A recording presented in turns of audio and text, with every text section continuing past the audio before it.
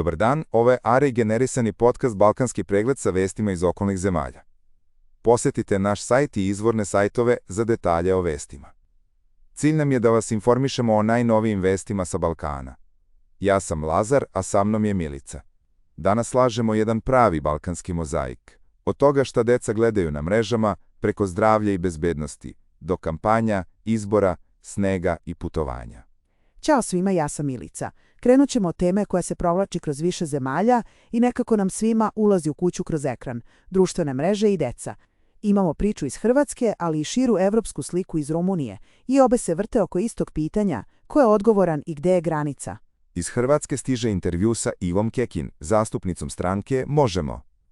Ona govori o ideji zabrane društvenih mreža za maloletnike do 15 godina i posebno naglašava rizike po mentalno zdravlje. Kaže što duže dete visi na mrežama, veće su šanse za depresiju, anksioznost, probleme sa snom i pažnjom, ali i poremećaje ishrane. Posebno je potresan deo. Devojčicama algoritmi znaju da guraju sadržaj o ekstremnom mršavljenju. I sve to, naravno, zato što platforme zarađuju na pažnji. Kekin pominje i odgovornost roditelja, potrebu edukacije, pa čak i mogućnost izuzetka uz pristanak roditelja, ali poruka je jasna, zakon mora da uhvati korak. A šira slika dolazi iz Rumunije. Evropa pojačava stav prema velikim tehnološkim kompanijama i to baš kroz temu bezbednosti dece. Pominju se istrage i pritisci na velike platforme, od Meta preko X-a do TikToka, zbog navodnih zloupotreba, uključujući i veštački generisane slike dece. Tu je i zanimljiv deo. Više zemalja razmatra ograničavanje pristupa tinejdžera mrežama, ali to može otvoriti diplomatske tenzije sa Vašingtonom. Drugim rečima, kad Evropa zategne pravila, tehnološki giganti i politika često krenu da se lome preko istih leđa, naših i dečjih. Kad već pričamo o zdravlju, iz Hrvatske stiže i jedna velika studija o alergijama kod dece. Obuhvatila je oko 2.800.000 mališana. Glavna poruka, antibiotici u prvom mesecu života mogu povećati rizik od alergija na hranu. Istraživači pričaju o savršenoj oluji faktora, genetika, stanje kože, mikrobiom, okruženje. Nije to jedno dugme koje pritisneš i dobiješ alergiju, ali rano i nepotrebno korišćenje antibiotika izgleda može da pomeri stvari u pogrešnom smeru. Dobra vest, pominje se i zaštitni efekat ranog pažljivog izlaganja namirnicama poput jaja i orašastih plodova, naravno, uz savet lekara. Iz Mađarske dolazi još jedna medicinska tema, ali iz budućnosti, priča o Alzheimeru. Američki istraživači su identifikovali toksične proteine koji se mogu detektovati u krvi čak 20 godina pre kliničkih simptoma.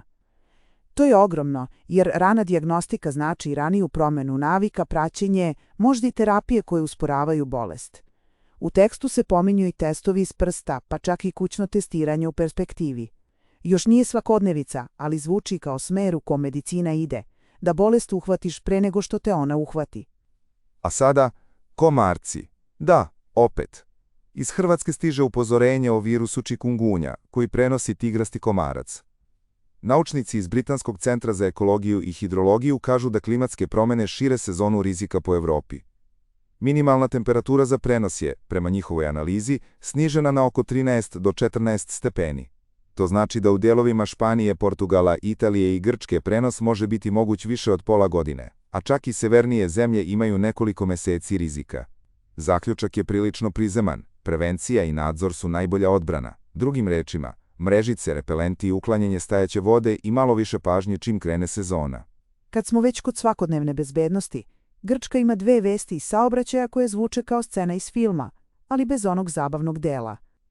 U Egaleu se desila potera. 21-godišnji vozač nije stao policiji, navodno je gasio svetla da izbegne identifikaciju i na kraju je izgubio kontrolu i udario u izlog autosalona. Sumnjiči se za opasnu vožnju i neposlušnost. A u Solunu još gore, jer tu priča nosi posebnu težinu, uhapšen je vozač privatne hitne pomoći koji je vozio pod uticajem alkohola. To je ona situacija gde čovek stane i kaže čekaj, pa ko onda čuva granicu između pomoći i opasnosti? Dodajmo tome i Rumuniju gde se vodi istraga u zdravstvu. 4 zaposlenih u klinici u Krajovi zadržano je zbog sumnje da su lažno naplaćivali litotripsije, dakle tretmane za razbijanje kamena u bubregu. Priča kaže, navodno je uneseno više stotina lažnih sesija za oko 170 pacijenata, a šteta za javni fond je ozbiljna. I to nas stalno vraća na isto. Zdravstveni sistem ne pati samo od manjka para, nego i od manjka poverenja, kad se ovakve stvari pojave. Hajde da prebacimo na politiku, ali u tonu koji je više šta nam ovo govori o društvu nego navijanje. Iz Slovenije imamo 2 poruke predsjednice Nataše Pirc-Musar.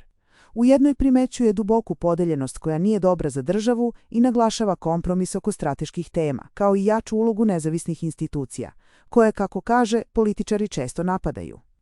U drugoj poruci poziva na poštenu kampanju i visoku izlaznost i upozorava na zloupotrebe demokratije, namerno iskrivljavanje činjenica, mešanje stranih država, finansiranje iz inostranstva. I meni je tu zanimljivo što kaže, demokratija nije samo glasanje, nego način života, što podrazumeva i odgovornost građana da se informišu iz više izvora, a ne iz sopstvenog balona. U Bugarskoj politika kroz brojke. Sociolog prenosi rezultate istraživanja agencije Mera. Ako bi izbori bili danas, hipotetička formacija predsjednika Rumena Radeva imala bi najveću podršku, preko 1/3. Zatim dolaze Gerb sa saveznicima pa koalicija PP i DB.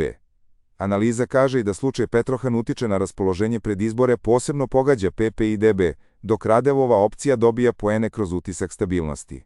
To je onaj stari politički refleks, kad je frka ljudi često traže čvrstu ruku ili barem nekog ko deluje mirnije. A kad smo kod institucija, Bugarska ima i vest iz pravosuđa. Viši sudski savjet bira gradskog tužioca u Sofiji. Kandidati su Emilija Rusinova, koja je već u vršenju funkcije, i iskusni istražitelj Bojko Atanasov. Zašto je to važno? Jer gradsko tužilaštvo ima ključnu ulogu u istragama koje se tiču ljudi sa imunitetom. To su ona mesta gde se vidi da li sistem radi po pravilima ili po dogovorima. I zato su ovi izbori uvek pod lupom javnosti s razlogom. Severna Makedonija također ima priču o tužilaštvu, ali iz drugog ugla. Kandidat za državnog javnog tužioca Vladimir Pančevski najavio je krivičnu prijavu protiv članova Saveta javnih tužilaca, tvrdeći da su zloupotrebili položaj kada su zaključili da ne ispunjava uslovo najmanje 10 godina kontinuiranog staža. On pominje i konflikt interesa i navodnu korumpiranost sistema. Ovo je ona vrsta vesti gde je važno pratiti šta institucije dalje rade, jer optužbe su teške, a poverenje se u regionu teško gradi i lako ruši. Bosna i Hercegovina danas je u teškom, ali i ljudskom tonu. Iz Sarajeva stižu 2 povezane vesti. Prva. Lekar iz opšte bolnice Abdullah Nakaš govori da se stanje 17-godišnje devojke, teško povređene u nesreći, poboljšava i da se planira premeštaj na poluintenzivnu negu. Podsjetimo, u toj nesreći je poginuo mladić, a devojci je amputirana noga.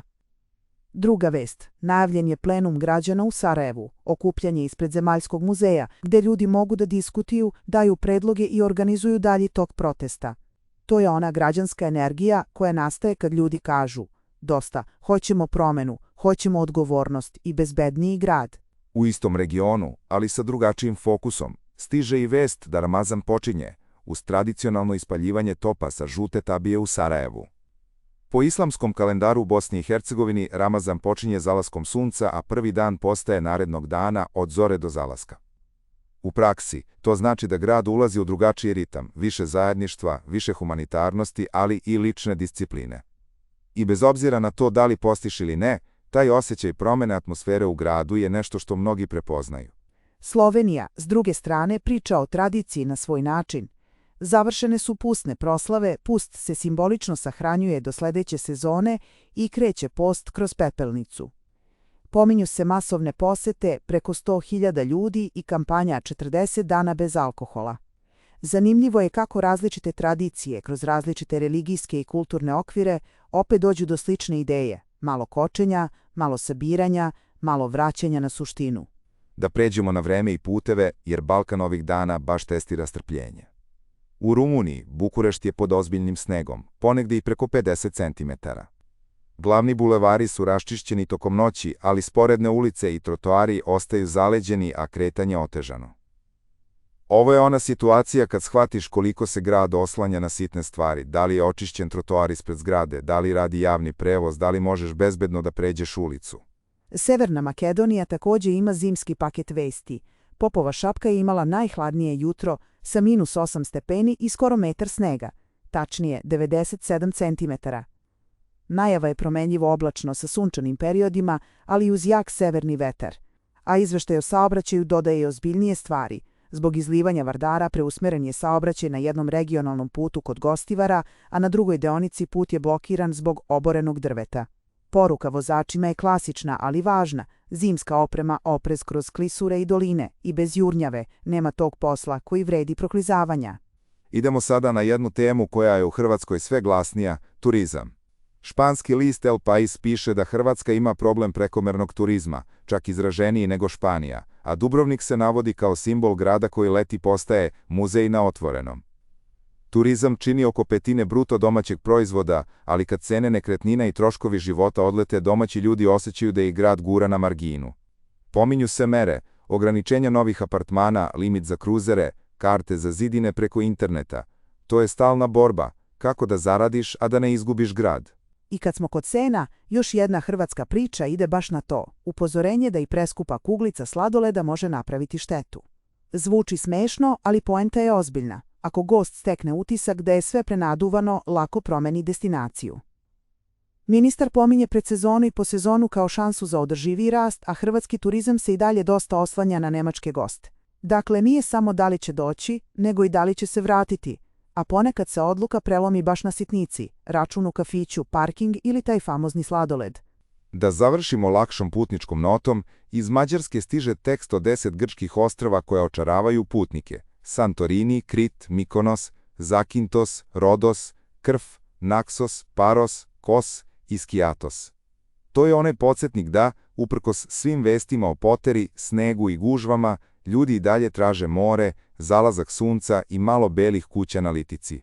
Samo ako krenete, setite se, van sezone je često lepše, mirnije i pristupačnije. Pre nego što se pozdravimo, još jedan kulturni momenat iz Grčke, podsjetnik na rođenje Nikosa Kazantzakisa, velikog pisca, autora koji je obeležio grčku književnost i ostavio trag i van nje. Takve godišnjice su dobar izgovor da se vratimo knjigama i da se setimo da region nije samo dnevna politika i saobraćajne vesti, nego i priče, ideje i umetnost koje traju duže od jednog ciklusa vesti. I za sam kraj, Bugarska ima jednu toplu školsku vest. U Petrihu osnovna škola Goce Delčev pokrenula je kampanju prikupljanja dečjih knjiga za biblioteku, koja je oštećena tokom renoviranja. Deca već prave male biblioteke za razmenu pročitanih knjiga. To je možda i najbolji kraj današnjeg mozaika. Dok se odrasli raspravljaju, institucije biraju, a gradovi čiste sneg. Neko tiho gradi naviku čitanja i zajedničkog učenja. To je to za danas. Ako bismo izvukli zajedničku nit, od algoritama na mrežama do izbora tužioca, od protesta do turizma, svuda se vrti isto pitanje: ko snosi odgovornost i kako da pravila prate realan život. Hvala vam što ste slušali Balkanski mozaik. Čuvajte sebe na putevima, proverite informacije iz više izvora i vidimo se u sljedećoj epizodi.